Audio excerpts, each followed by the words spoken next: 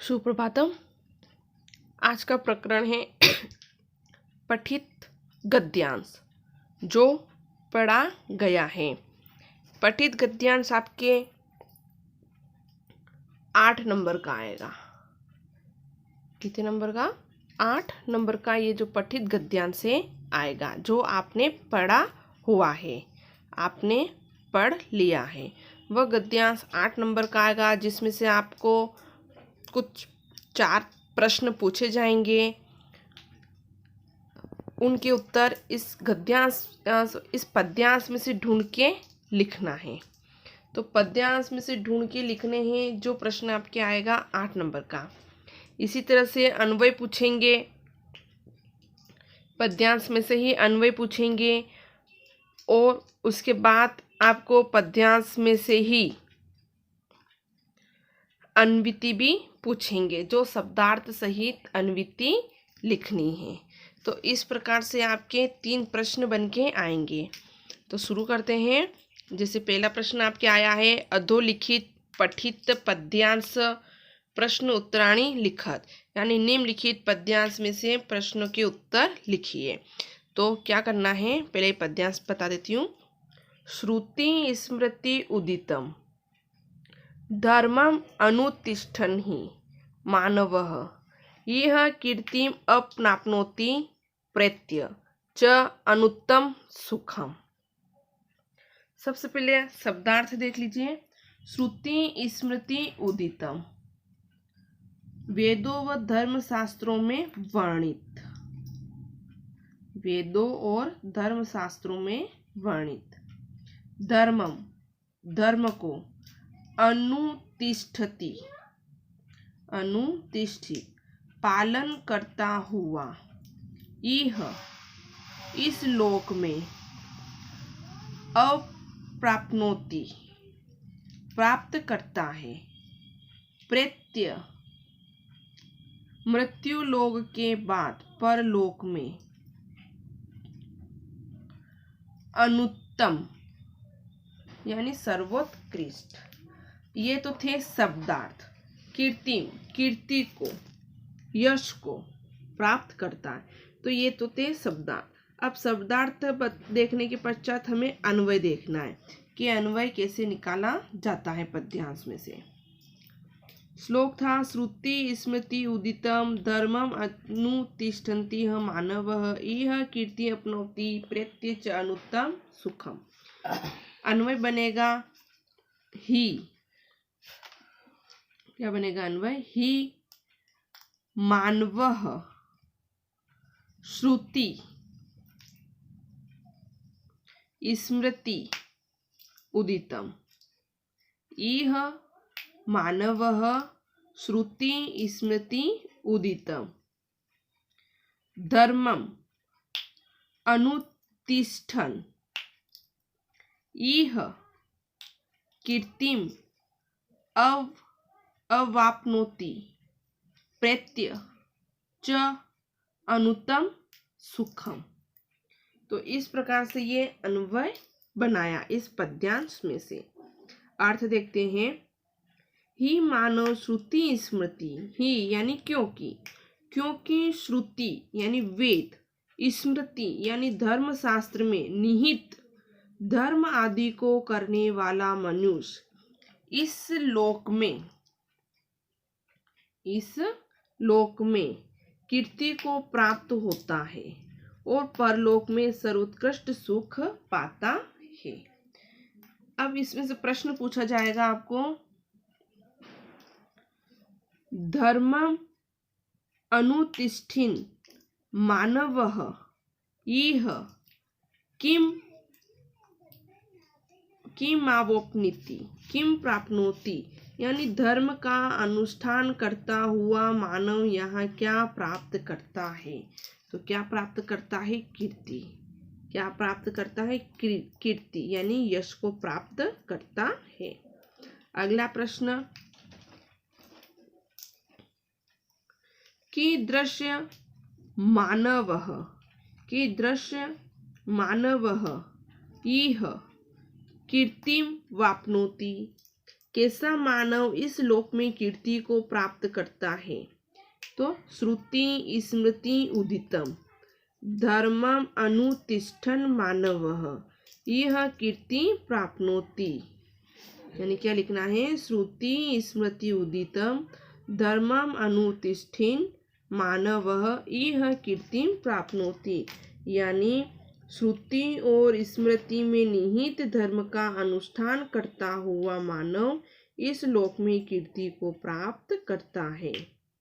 अगला प्रश्न, श्लोके अपनोति। श्लोके आपनोति क्रियापद से कर्ता किम। यानी इस श्लोक में आपनोति क्रियापद का कर्ता क्या है? तो कौन है? मानव। क्रिया आपनोति क्रिया है, कौन प्राप्त कर रहा है? मानव प्राप्त कर रहा है। मानव क्या प्राप्त कर रहा है? कीर्ति को प्राप्त कर रहा है, इसलिए कर्ता कौन हो गया? मानव यानी मनुष्य। च अनुत्तमम सुखम इत्ययः पदयो विशेषण पदम चित्वा लिखव। च अनुत्तम सुखम, इन पदों में विशेषण पद चुनकर लिखना है। तो चानुत्तम का विशेषण होगा अनुत्तम। क्या होगा? च प्लस अनुत्तम, च धन अनुत्तम, तो विशेषण क्या हो गया? अनुत्तम हो गया। क्या हो गया है? अनुत्तम। तो इस प्रकार से जो प्रश्न पूछा जाएगा उस प्रश्न को पढ़ के अच्छे से फिर हमें इसके उत्तर लिखने हैं। अगला पैराग्राफ आता है, एका अक्षरम परम ब्रह्मा प्राणायामा परम तपः सावित्री अस्तु परम नास्ति मौनः त सत्यम विशिष्यते। एका अक्षरम, एकाक्षरम का अर्थ होता है ओम। प्राणायाम, प्राणायाम का अर्थ होता है त्रिविध, तीन प्रकार से प्रणाम करने वाले, यानी परम ब्रह्मा। परम तपः, तपस्या, सर्वश्रेष्ठ तप। सावित्र्यात्, गायत्री मंत्र से परम श्रेष्ठता को विशिष्यते, अधिक श्रेष्ठ है। अन्वय देखते हैं, एक अक्षरम, एक अक्षरम, एकाक्षरम का विच्छेद करेंगे तो बन जाएगा एक धन अक्षरम, एक अक्षरम यानी ओम। परम ब्रह्मा कथ्यते, कथ्यते यहाँ पे लुप्त है। प्राणायामाः परम तपः कथ्यते, ये भी लुप्त है। तु सावित्र्या अपरम न अस्ति सत्यम मौनात् विशिष्यते। यानी कहा है कि एक अक्षर वाला ओम परम ब्रह्मा परमेश्वर है, प्राणायाम परम तप है तथा सावित्री से बढ़कर कोई मंत्र नहीं है और मौन रहने की अपेक्षा सत्य बोलना श्रेष्ठ है। तो इस प्रकार से ये तो था शब्दार्थ सहित अन्वय अनुवाद। अब इसमें से प्रश्न है, प्रश्न है कि किम परम ब्रह्मा उच्यते, किम परम ब्रह्मा उच्यते, परम ब्रह्मा किसे कहा गया है? तो किसे कहा गया? एकाक्षरम यानी ओम को कहा गया है। मौनात् किम विशिष्यते, मौनात् किम विशिष्यते यानी मौन से बढ़कर क्या है? तो मौनात् सत्यम, मौनात् सत्यम विशिष्यते, मौन से बढ़कर श्रेष्ठ सत्य होता है। मौना सत्य विशिष्यते इत्यत्र विशिष्यते क्रियापदस्य कर्तृपदम लिखत। यानी मौना सत्यम विशिष्यते, यहाँ विशिष्यते, यहाँ विशिष्यते क्रियापद का कर्ता क्या होगा? तो विशिष्यते पद का कर्ता सत्यम यानी सत्य होता है। परम तपः अन्यो विशेषण विशेष पदम लिखत। परम तप, इसमें विशेषण और विशेष पद लिखना है। तो यहाँ पे परम पद जो आया है, परम जो आया है ये विशेषण हो जाएगा और तप जो है विशेष पद बन जाएगा। अगला,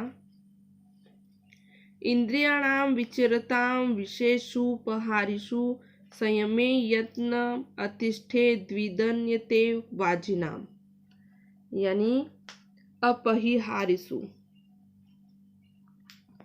बुद्धि का हरण करने वालों में संयम में नियंत्रण करने के लिए यत्न अतिष्ठते प्रयत्न करना चाहिए, विद्वान्यते बुद्धिमान को कुशल सारथी की भांति, वाजिनम घोड़ों की भांति।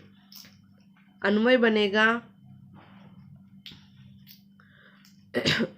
अपरिहारिषु विषयेषु विरचताम इंद्रियाणां संयमे विद्वान यत्नम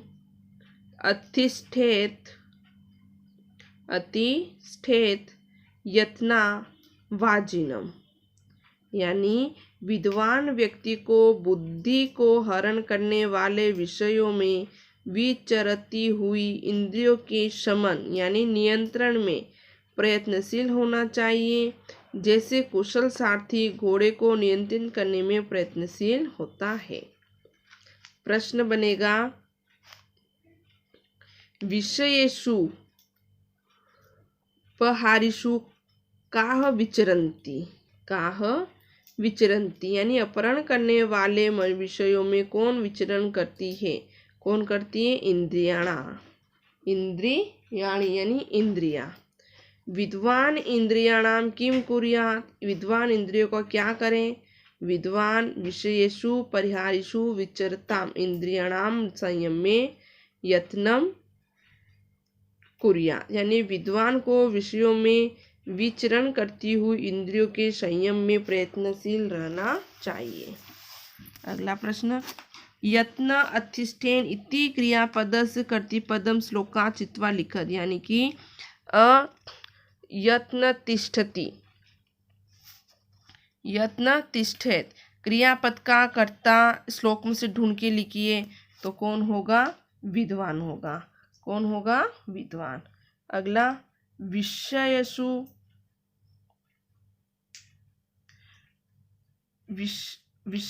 परिहारेषु इति पदयो विशेषण विशेष पदम चित्वा लिखत। विशेषेषु परिहारेषु, इस पद में विशेषण विशेष लिखना है, तो विषयेषु तो क्या हो जाएगा? विशेष्य हो जाएगा। और अपहारिषु ये विशेषण पद बन जाएगा। अगला, इंद्रियाणां प्रसंगेन दोषम रक्षत संशयम सनियम तु तानि तत् सिद्धि निश्चयन्ति। प्रसंगेन इंद्रियों का विषयों से संपर्क होने से, संनियम नियंत्रण करके, रिच्छति प्राप्त होता है, नियच्छति प्राप्त करता है, सिद्धि सफलता को, यानी इंद्रियों के प्रसंग अर्थात विषयों से संपर्क हो जाने से निसंदेह मनुष्य अधर्म को प्राप्त होता है, और उन इंद्रियों को ही जीत लेने से मनुष्य सिद्धि को प्राप्त होता है। प्रसंग में अन्वय बनेगा इंद्रियाणाम प्रसंगेन असंयम दोषम रिच्छति तानि एव संयम तु ततः सिद्धिम नियच्छति। प्रश्न बनता है दोष मृच्छति अत्र रिच्छति क्रियापदस्य कर्ता कः, यानी दोष मृच्छति यहाँ रिच्छति क्रियापद का कर्ता कौन होगा? तो कौन होगा? विद्वान। कौन होगा? विद्वान। कः सिद्धि नियच्छति, यानी कौन कैसे सिद्ध प्राप्त करता है? तो इंद्रियाणाम संनियम मनुष्य सिद्धि गच्छति, इंद्रियों को नियंत्रण करके मनुष्य सिद्धि को प्राप्त करता है।